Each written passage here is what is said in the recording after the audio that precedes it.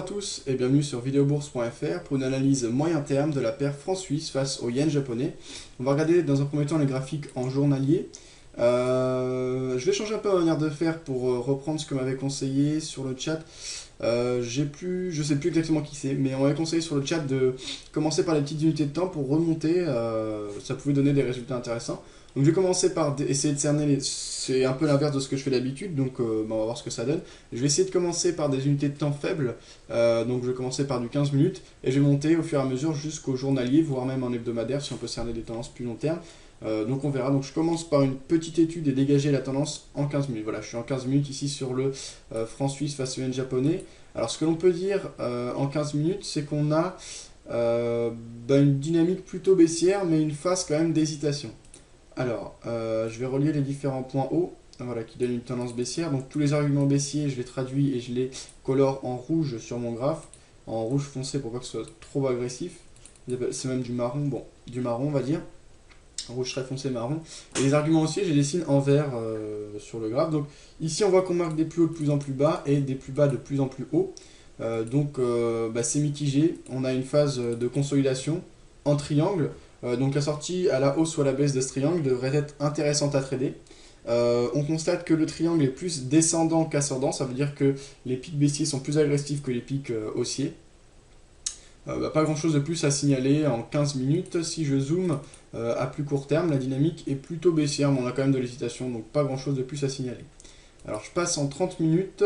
30 minutes, on prend un peu plus de recul, on se rend compte que ce triangle de consolidation arrive après une phase et une tendance haussière, donc cela indique sans doute un essoufflement de la part des acheteurs.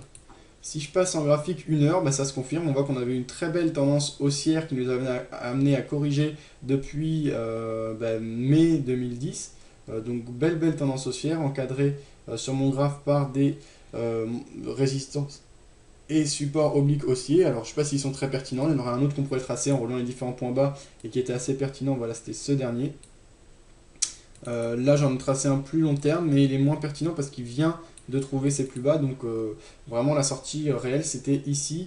Ça se passait le 16 juillet, donc il y a quelques jours, hein. Je suis quand même sur les unités de temps court terme, donc je ne me rendais pas compte, mais voilà, ça s'est fait assez récemment. Donc je dirais qu'on est dans un triangle de consolidation, donc le mouvement baissier a du mal à s'exprimer, mais qu'on est quand même dans une dynamique baissière, ce qui confirme le triangle descendant que j'avais repéré.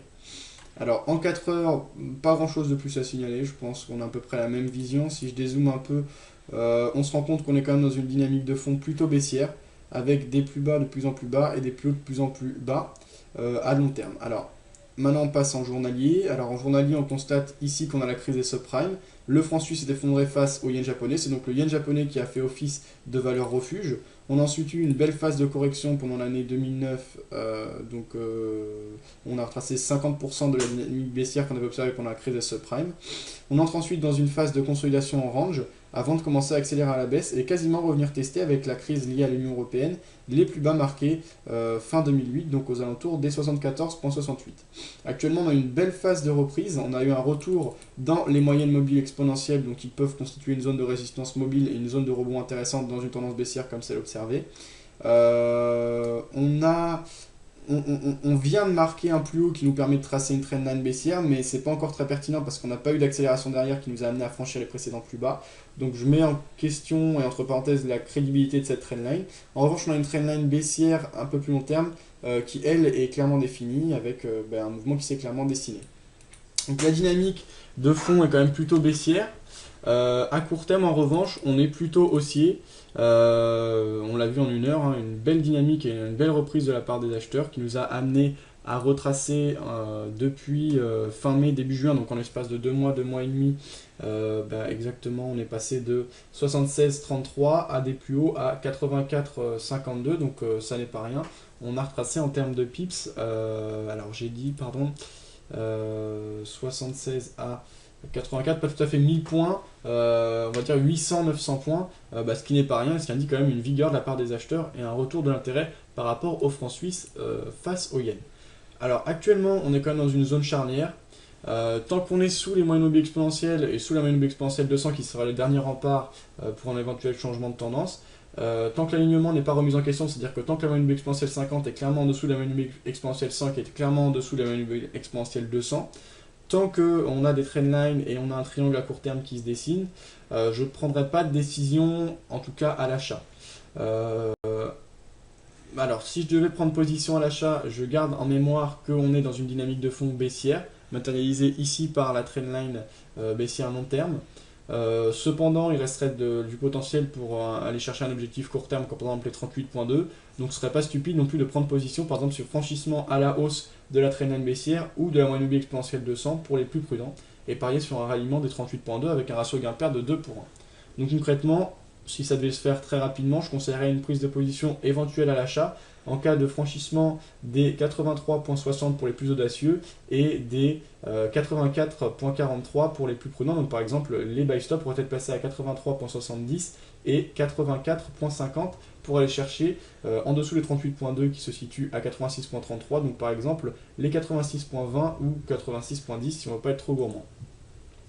Pour ceux qui défendent plutôt un argumentaire baissier et qui pensent que le franc suisse va se dévaluer face au yen ces prochaines semaines, prochains mois, pour avoir un signal d'entrée technique intéressant, je pense qu'il faudra attendre la sortie à la baisse du drapeau que l'on a marqué ici.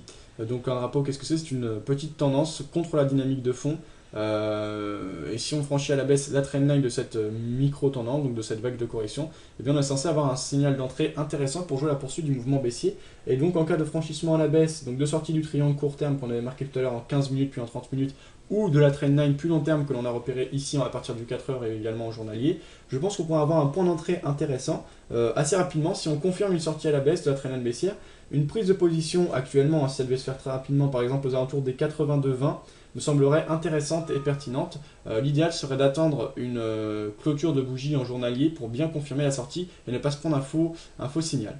Respectez toujours un ratio gain-perte positif, c'est-à-dire supérieur à 1, et aller chercher un objectif au moins 2 fois plus grand que son stop-loss. Je pense qu'un objectif pertinent pourrait être le ralliement des précédents plus bas, donc il se situe aux alentours des 76.33 comme j'ai dit.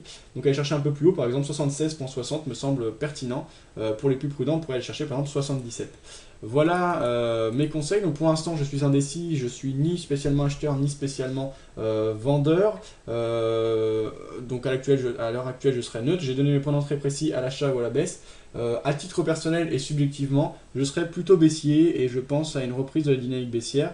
Donc en cas de franchissement à la baisse, je ne serais pas à prendre position, je serais un peu plus prudent en cas de franchissement à la hausse de la trendline baissière. Voilà, bah écoutez, je vous souhaite une bonne journée à tous. Si vous avez des idées de paires à étudier, etc., n'hésitez pas à m'indiquer sur le forum ou à me contacter par mail via le formulaire de contact. Je vous souhaite une bonne journée à tous et à bientôt sur videobourse.fr.